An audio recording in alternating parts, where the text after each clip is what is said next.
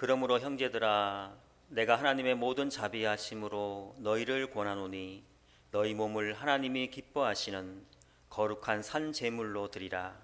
이는 너희가 드릴 영적 예배니라. 아멘.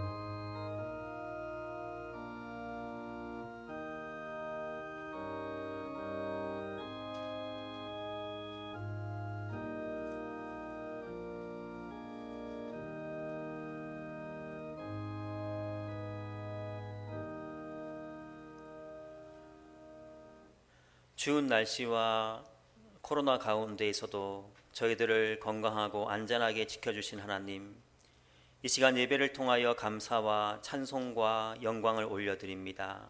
하나님, 저희가 드리는 예배를 기뻐 받아 주시옵소서. 아벨의 제사를 기쁘게 흠양하여 주신 하나님, 지금 예배드리는 각 가정과 삶의 자리에 임재하시어 예배드리는 자들 위에 하늘의 은혜를 부어 주시옵소서.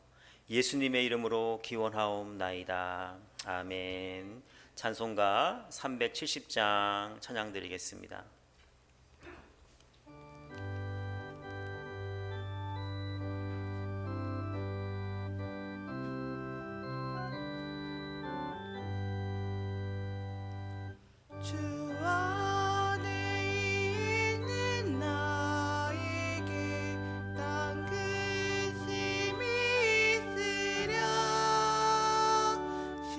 십자가 밑에 나가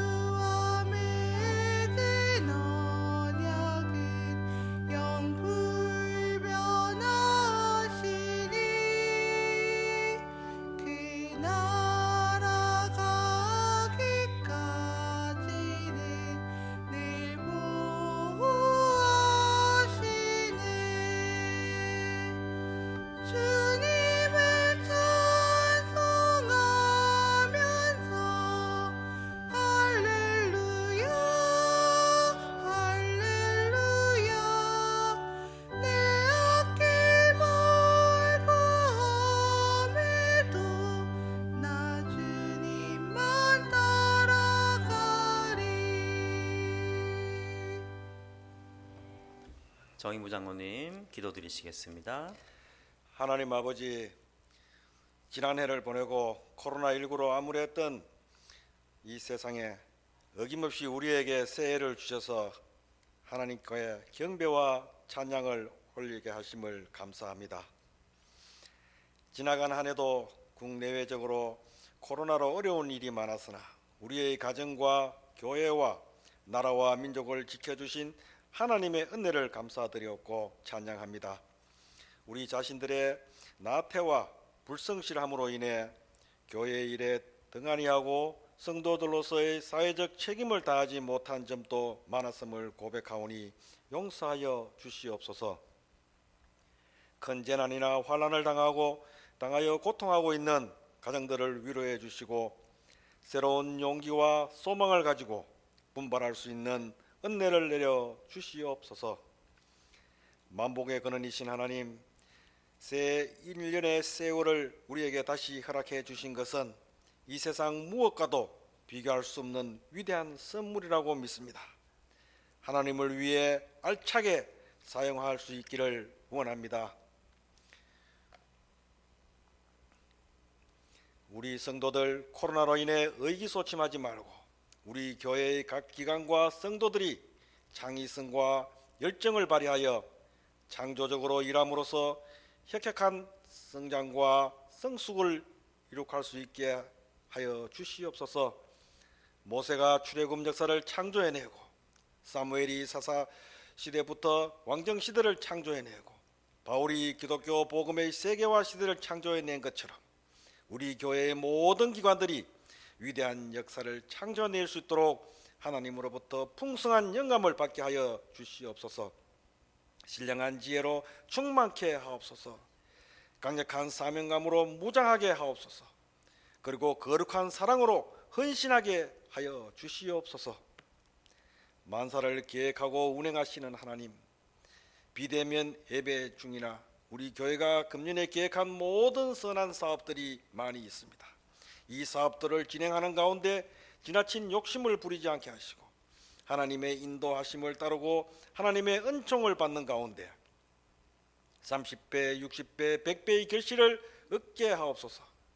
우리 교회 모든 기관들이 하나님의 지체로서 역할을 잘 감당하는 생명력이 충만한 기관들이 되게 하옵소서. 성도 한 사람 한 사람이 금년 한 해 동안 그 신앙 인격이 크게 성숙하게 하옵시며 그들의 가정과 생업이 하나님의 은총과 축복으로 가득 차게 하옵소서. 교육기관들도 회복하여 왕성한 활동을 할 수 있기를 원합니다. 교회의 머리가 되신 하나님, 금년에는 우리 한국교회도 코로나로 인한 침체를 벗어나 다시 활력을 되찾고 코로나로 뉴스에 나오는 교회가 되기보다는 세상으로부터 칭송받는 교회가 되어 질 수 있도록 하여 주시옵소서.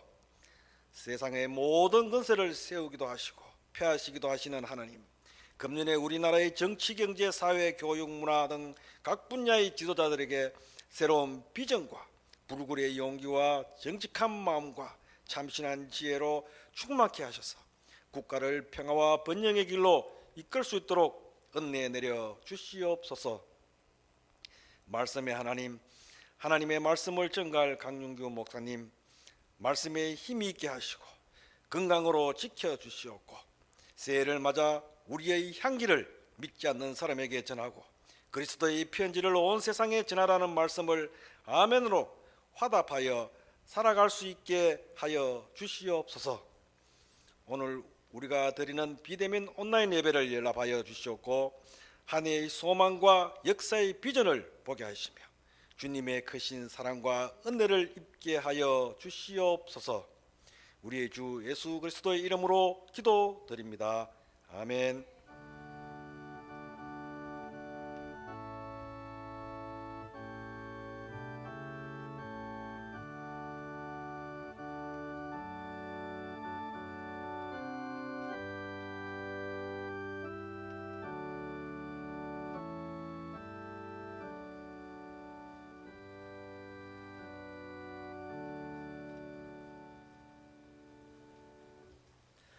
이 시간 저에게 주시는 하나님 말씀은 신약성경 고린도후서 3장 1절에서 3절까지 말씀입니다. 신약성경 288쪽쯤에 있습니다. 고린도후서 3장 1절에서 3절까지 말씀을 제가 봉독하도록 하겠습니다. 우리가 다시 자천하기를 시작하겠느냐? 우리가 어찌 어떤 사람처럼 추천서를 너희에게 붙이거나 혹은 너희에게 받거나 할 필요가 있느냐? 너희는 우리의 편지라 우리 마음에 썼고 무사람이 알고 읽는 바라. 너희는 우리로 말미암아 나타난 그리스도의 편지니 이는 먹으로 쓴 것이 아니요 오직 살아계신 하나님의 영으로 쓴 것이며 또 돌판에 쓴 것이 아니요 오직 육의 마음판에 쓴 것이라. 아멘. 이 시간 우리 정석희 집사님 가정 나오셔서 특송 찬양해 주시겠습니다.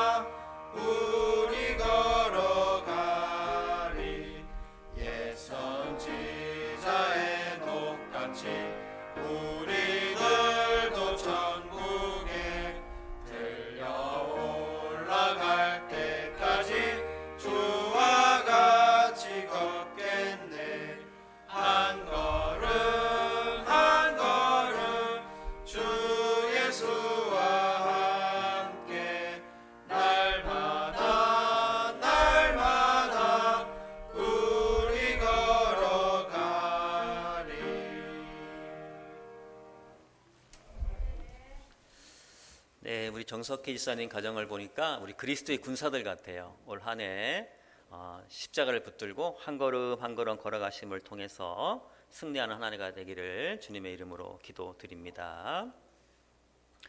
지난주에 본 고린도후서 2장에서 바울은 우리는 구원을 받는 자들에게나 망하는 자들에게나 하나님 앞에서 그리스도의 향기니라고 말씀하였습니다. 향기는 다른 사람을 나에게 끌어오는 힘을 가지고 있습니다. 예를 들어서 꽃이 향기를 바라면 벌과 나비가 다가오는 것과 같습니다. 그런데 오늘 본문에서 바울은 우리를 그리스도의 편지다 이렇게 말씀하고 있습니다. 어쩌면 편지는 이 향기와는 이 반대되는 개념입니다. 향기는 상대방을 오게 하지만 이 편지는 상대방에게 다가가는 존재이기 때문입니다. 그런데 요즘은 그 편지 쓰는 일이 거의 없죠. 요즘 젊은 사람들은 그 전화도 잘 하지 않습니다. 카톡 같은 문자를 통해서 서로 대화를 나눕니다. 예전에 제가 학교에 근무할 때에 여학생 2명과 함께 퇴근을 한 적이 있는데 운전을 하다 보니까 뒷자리가 너무 조용해서 이렇게 룸밀러로 뒤를 보니까 둘이 앉아서 열심히 어디로 이렇게 문자를 보내고 있더라고요. 그래서 제가 야, 너희들은 같이 친구랑 앉아 있으면 친구랑 대화를 해야지 어디다 그렇게 열심히 문자를 보내냐 그랬더니 지금 우리 문자로 대화하고 있어요 그러는 거예요. 옆에 앉은 친구와 말을 하지 않고 카톡으로 서로 대화를 하고 있었던 것입니다. 요즘에는 문자를 보내면 지구 반대편까지도 순식간에 날아갑니다. 그래서 며칠씩 또 몇 주씩 걸리는 편지를 쓸 일이 점점 사라지고 있는 것입니다. 이런 시대를 살고 있는 우리에게 바울은 너희는 우리의 편지다, 너희는 그리스도의 편지다 이렇게 말씀을 하고 있습니다. 그렇다면 바울은 왜 지금 편지 얘기를 하고 있는 것일까요? 또 바울이 말하는 편지는 무엇을 의미하는 것일까요? 오늘 본문에서 바울이 편지 이야기를 하고 있는 것은 고린도 교회 성도들 중에 일부가 바울이 사도라는 것을 의심하고 있었기 때문입니다. 그래서 일부 성도들은 베드로나 요한 같은 사도들이 써준 편지, 그것을 보여달라고 바울에게 요구를 하고 있는 것입니다. 그래서 오늘 본문에서 말씀하고 있는 편지는 단순한 편지가 아니라 추천서를 의미하는 것입니다. 사도들이 써준 추천서는 요즘 말로 말하면 증명서, 또 자격증과 같은 것입니다. 목사들에게도 증명서가 다 있습니다. 누군가 여러분이 저한테 목사님은 진짜 목사님 맞아요? 이렇게 물어보면 저는 서울 강동도에서 목사 안수를 받았기 때문에 그 강동도에 가서 제 목사 안수증을 하나 발급해 주세요. 그러면 이렇게 발급을 해 줍니다. 그럼 그걸 가지고 여러분에게 보여주면 내가 이제 진짜 목사라는 것이 증명이 되는 것입니다. 이와 같이 고린도 교회 일부 성도는 바울 당신이 진짜 복음 전파자 맞아? 진짜 사도 맞아?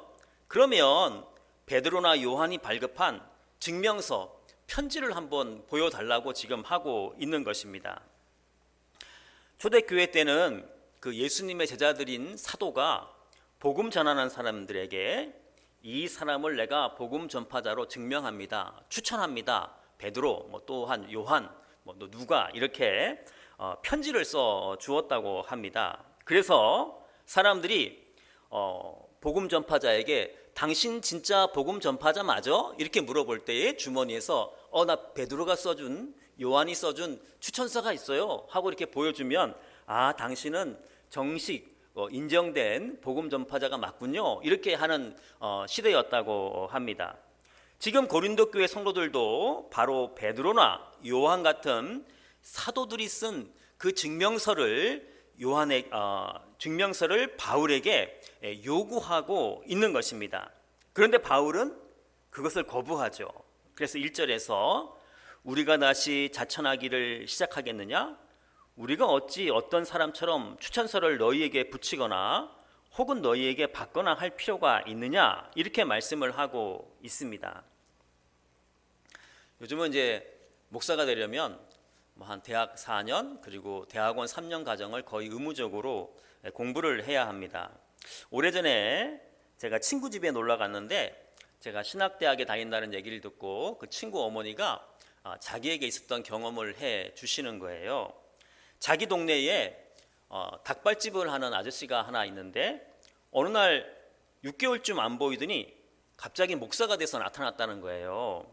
자기는 교회를 다니지 않지만 상식적으로 생각해도 어떻게 닭발을 팔던 사람이 6개월 만에 목사가 될 수가 있는지 자기는 도저히 이해가 되지 않는다고 이렇게 말씀을 하시는 거예요. 그래서 자신은 그 사람을 아직도 목사라고 안 부르고 닭발집 아저씨, 닭발집 아저씨 이렇게 부른다는 얘기를 저에게 해 주었어요.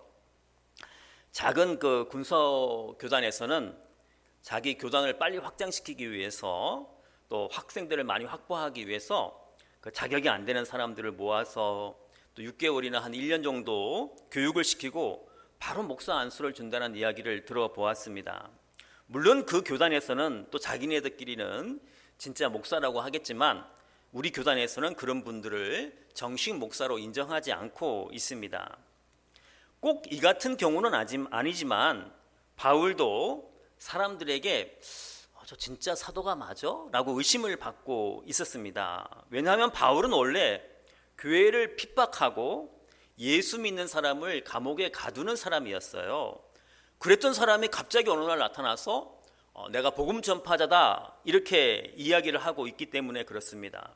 그것도 단순한 복음 전파자가 아니라 내가 예수님에게 선택을 받고 예수님에게 파송을 받은 사도라고 스스로 주장을 하는데 사람들이 볼 때는 바울은 예수님을 만난 적이 없어 보이는데 왜 사도라고 하는 것일까라고 하면서 더욱더 의심의 눈초리로 바울을 바라보고 있었던 것입니다. 물론 우리는 사도행전을 통해서 바울이 예수님을 만났다는 것과 또 바울 서신들을 통해서 예수님을 통해서 바울이 파송을 받았다는 것을 잘 알고 있습니다. 그러나 당시 사람들은 바울이 예수님을 만났다는 사실을 의심스럽게 바라보고 있었을 때입니다. 그래서 고린도 교회 성도들은 사도는 두 번째 치고 최소한 예수님의 제자들이 써준 추천서, 편지라도 있으면 한번 보여달라고 지금 바울에게 요구를 하고 있었던 것 같습니다. 학교에서 선생님들이 출장을 가거나 또 아니면 학생들을 데리고 밖으로 나갈 때에는 학교장의 결재를 받고 이렇게 움직여야 합니다. 그래서 언젠가 제가 결재 서류를 업무 데이터에 이렇게 사이트에 올리고 있는데 문득 궁금해졌어요. 그럼 교장 선생님은 누구한테 결재를 받고 출장을 가나 그게 궁금해서 교장 선생님과 둘이 있을 때 제가 물어봤어요. 교장 선생님은 출장 같은 거 갈 때 누구에게 결재를 받고 가세요? 이렇게 물어보았더니 웃으시면서 하시는 말씀이 저도 결제 서류는 올리긴 올리는데 제가 올리고 제가 결제합니다. 그러더라고요. 그래서 함께 이제 웃은 적이 있었습니다. 제일 높은 이렇게 마지막 결제자이기 때문에 누구에게 결제받을 일이 필요가 없다는 것이죠. 지금 고린도 교회 성도들은 바울에게 사도들이 발급한 추천서, 증명서를 보여달라고 하는데 바울은 거부하죠. 왜 거부할까요? 바울 나도 사도인데 무슨 다른 사도들의 결제와 추천서와 증명서가 필요하냐는 것이죠. 바울은 다른 사도들의 결제가 필요한 사람이 아니라 스스로 결제하면 되는 사람인 것이에요. 왜냐하면 바울도 사도이기 때문에 그렇습니다. 그럼에도 불구하고 꼭 증명서를 보고 싶다면 바로 너희가 나의 추천서이다, 편지다 이렇게 이야기를 하고 있는 것입니다. 그래서 2절에서 바울은 너희는 우리의 편지다 이렇게 말씀을 하는 것이죠. 그렇다면 또 고린도 교회 성도들은 왜 바울의 편지가 될 수 있는 것일까요? 여러분, 위대한 예술가는 추천서나 자격증이 아니라 그의 작품을 통해서 그가 위대한 예술가라는 것이 증명이 됩니다. 물론 지금은 고인이지만 예를 들어서 누가 피카소에게 내가 당신의 작품을 사고 싶은데 당신이 위대한 예술가라는 증명서를 끊어오십시오 라고 말할 사람이 누가 있겠습니까? 피카소 작품을 보면 이 사람이 위대한 예술가라는 걸 바로 알 수 있는데 말입니다. 또 우리나라 옛날에 최고의 축구 선수였던 차범근이나 또 요즘에 유럽에서 최고의 선수로 활동하고 있는 손흥민에게 당신이 최고의 축구 선수라는 것을 증명하는 증명서나 추천서를 끊어오십시오 라고 할 사람이 누가 있겠습니까? 옛날에 차범근이 넣은 골이나 지금 손흥민이 넣고 있는 골을 보면 그 사람들이 세계적인 선수라는 것을 바로 알 수가 있기 때문입니다. 이와 같이 고린도 교회 성도들은 바울에게 사도들이 써준 편지를 요구할 필요도 없고 또 바울이 사도인지 의심할 필요도 없습니다. 왜냐하면 고린도 교회를 보면 바울이 사도라는 것이 바로 증명이 되기 때문에 그렇습니다. 우상 숭배의 온상인 고린도에서 바울이 와서 복음을 전하고 고린도 교회를 세우고 그 교회가 부흥을 했습니다. 이것은 바울이 예수님이 보낸 사도가 아니라면 도저히 있을 수가 없는 일입니다. 그래서 고린도 교회를 딱 보면 바울이 사도라는 것이 바로 증명이 되는 것입니다. 그래서 바울은 고린도 교회에 편지와 추천서를 낼 필요가 없고 또 고린도 교회 성도들은 자기 자신들을 보면 바울이 사도가 맞구나 라는 것을 알게 되는 것이죠. 그래서 본문 1절 2절에서 바울은 다음과 같이 말씀합니다. 제가 쉬운 성경책으로 읽어보겠습니다. 우리가 또다시 자화자찬을 하기 시작했다고 생각하십니까? 혹은 우리가 어떤 사람들처럼 여러분에게 보일 추천장이나 여러분에게서 받는 추천장이 필요한 사람입니까? 여러분 자신이 바로 우리 마음속에 썼고 모든 사람들이 알고 또 읽고 있는 우리의 편지입니다.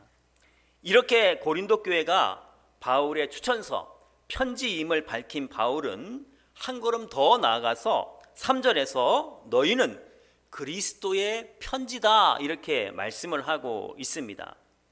고린도 교회 성도들은 바울이 사도라는 것을 보여주는 바울의 편지를 넘어서서 이제는 예수님이 누구인지를 보여주는 그리스도의 편지라는 것이죠. 이것은 우리에게도 그대로 적용이 되는데요. 우리는 먼저 건천제일교회가 어떤 교회인지를 보여주는 건천제일교회의 편지입니다. 그렇지만 궁극적으로 우리는 예수님이 누구인지를 보여주는 그리스도의 편지가 되는 것입니다.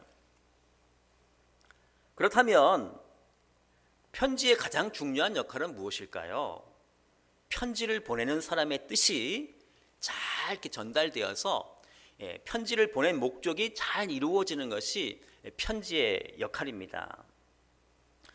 어느 신혼부부가 있었는데요. 집에 편지가 왔어요. 열어보니까 이렇게 쓰여져 있어요.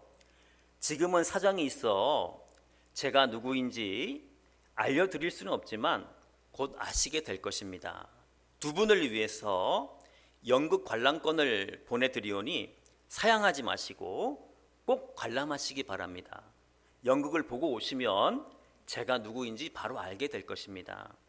부부는 자신들의 그 친구 중에 한 명이 그 이벤트로 선물을 보낸 거라 생각하고 즐거운 마음으로 그날 저녁에 연극을 보았습니다. 그래가지고 웃으면서 집에 들어왔는데 집에 들어와 보니까 집은 어지럽혀져 있었고 비싼 물건들을 다 훔쳐간 거예요.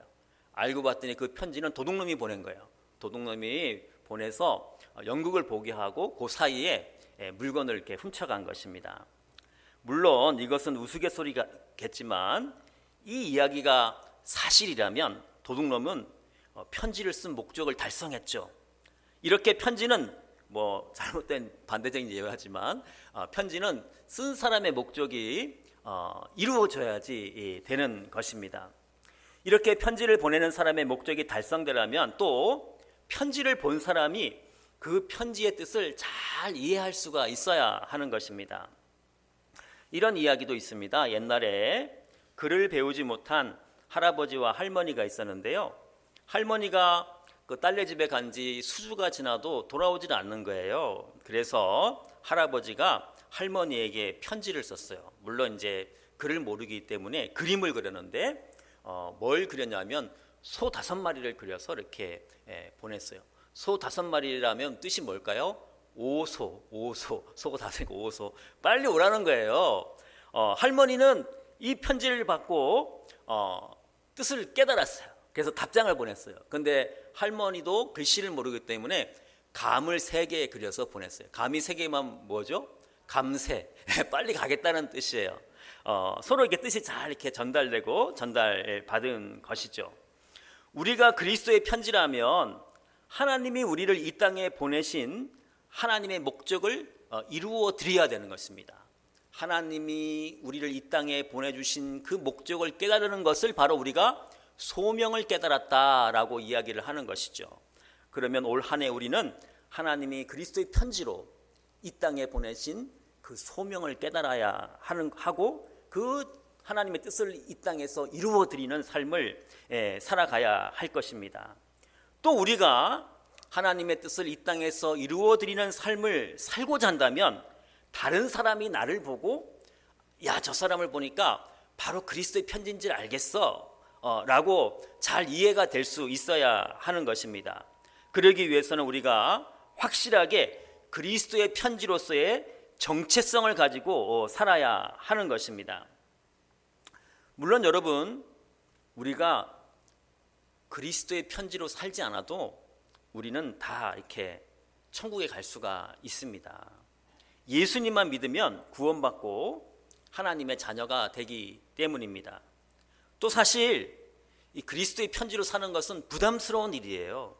조용히 살면, 숨어서 예수 믿으면 그냥 뭐 천국은 갈 수 있고 또 부담 없이 재미있게 세상에서 살 수가 있기 때문입니다.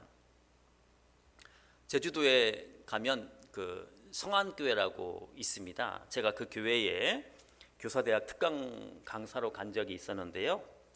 강의 중에 제가 학교에서 어떻게 학생들에게 복음을 전하는지 그 영상과 사진을 통해서 이렇게 보여주고 있는데 대학생으로 보이는 한 남자 교사가 갑자기 그 책상에 엎드려가지고 이렇게 막 엉엉 우는 거예요. 학교 얘기를 하는데 우니까 제가 당황스러웠지만 애써 그 청년의 울음소리를 외면하고 강의를 계속했는데 조금 지나자 그 청년의 울음소리가 잦아들었습니다. 그렇게 강의가 마무리될 쯤에 울었던 청년이 손을 들고 자신이 왜 울었는지 한번 얘기를 해보고 싶다는 거예요. 그래서 얘기할 시간을 주었더니 자기는 제가 근무하는 학교 출신이라는 거예요. 근데 학교에 입학해 보니까, 고등학교에 입학해 보니까 학교가 이 말만 미션 스쿨이지 반기독교적인 정서가 굉장히 강하고 또 당시에 있었던 교목 목사님과 학생들 사이가 너무 안 좋아가지고 학생들이 막 목사님을 비난하고 있더라는 거예요. 이러한 상황에서 자신이 교회를 다니고 있다는 이야기를 할 용기가 나지 않아서 3년 내내 자신이 교회 다닌다는 사실을 숨기고 예수 믿는다는 사실을 숨기고 고등학교 시절을 보내고 졸업을 했다는 것입니다. 그런데 갑자기 자기 교회에 교사대학 강사로 자기가 출신 고등학교 교목이 와서는 힘든 상황 속에서도 어떻게 복음을 전하는지 소개를 하고 또 저와 함께 하고 있는 그 후배들을 보면서 자기가 3년 동안 교회를 다닌다는 사실을 숨기고 지냈던 그것이 너무 부끄러워서 울었다고 고백을 하는 것입니다. 다시 말씀드리지만 우리는 이 땅에서 그리스도의 편지로 살지 않아도 우리는 천국에 갈 수가 있습니다.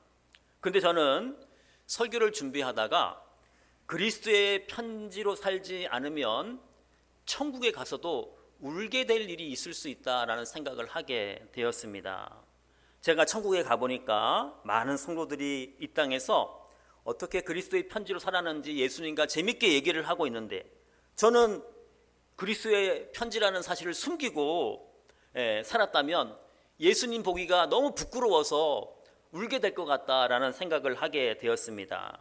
그래서 천국에 가서 울지 않으려면 이 땅에 살 때에 그리스도의 편지로 잘 살아야겠다 하는 생각을 하게 되었고요. 또 지난 세월 제가 그리스도의 편지로 잘 살지 못했던 것을 하나님께 회개를 하였습니다. 고린도 교회 성도들은 바울이 사도임을 보여주는 바울의 편지였어요. 더 나아가서 고린도 교회 성도들은 예수님이 누구인지를 보여주는 그리스도의 편지였습니다. 우리도 건천제일교회가 어떤 교회인지를 보여주는 건천제일교회 편지입니다. 또 더 나아가서 예수님이 누구인지를 보여주는 그리스도의 편지입니다. 입니다.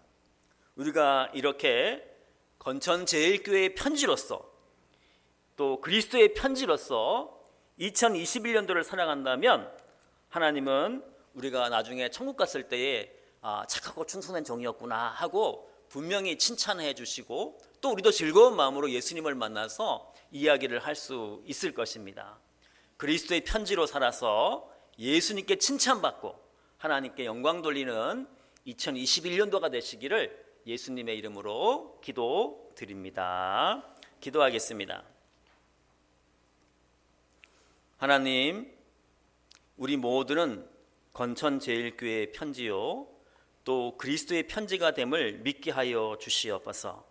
우리 모두가 그리스도의 편지로서 하나님의 뜻을 세상에 전하는 삶을 살게 하시고 건천제일교회 편지로서 건천제일교회를 지역 사람들에게 소개하는 전도자의 삶을 살아갈 수 있도록 인도하여 주시옵소서. 우리를 통하여 하나님의 뜻이 이 땅에 이루어지는 2021년도가 되기를 소망하오며 예수님의 이름으로 기도하옵나이다. 아멘. 찬송가 304장 찬양 드리겠습니다.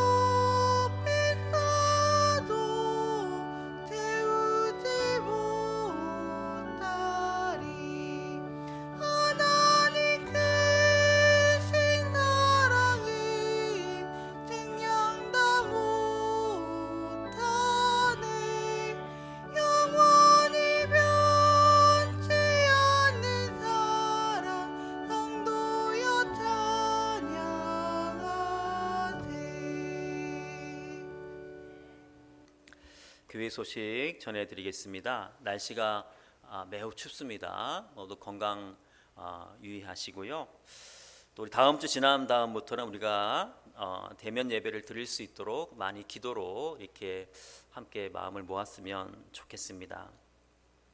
어제 오전에 날씨가 굉장히 추운데 저희 교회에서 가장 연세가 높으신 노순영 장로님이 찾아오셨어요. 그래서 어떻게 오셨습니까? 이렇게 물어보니까 교회가 걱정돼서 헌금 봉투를 챙기러 왔다. 이렇게 너무 추웠고 길도 미끄럽고 그래서 평소에 자전거를 타고 다니시는데 걸어서 오셨다고 해서 잠시 대화를 나누고 가셨는데 너무 제 마음이 따뜻해졌어요. 이렇게 교회를 걱정해 주시고 이렇게 기도해 주시는 분이 있구나 이렇게 생각하니까 마음이 따뜻해졌는데 우리 모두가 이렇게 얼굴은 보기 힘들지만 서로가 각자의 선 곳에서 그리스도의 편지로서 서로를 위해서 기도하고 또 건천제일교회를 위해서 또 우리가 기도하고 이렇게 한다면 우리가 이 어려운 시기를 잘 이렇게 이겨낼 수 있을 줄 믿습니다. 우리가 각자의 삶의 자리에서 이렇게 열심히 파이팅하고 하나님께 영광 드리는 삶을 살아가는 한 주간이 되기를 다시 한번 주님의 이름으로 기도드립니다. 기도하겠습니다. 지금은 우리를 그리스도의 편지로 삼아주시는 예수님의 은혜와 그리스도의 편지인 우리를 지키시고 보호하여 주시는 하나님의 사랑하심과 우리로 그리스도의 편지로 살게 해주시는 성령님의 교통하심이 그리스도의 편지인 건천제일교회 모든 성도들 위해 각 처소에서 예배드리는 모든 예배자들 위해 이제와 영원토록 함께 하시길 간절히 축원하옵나이다. 아멘.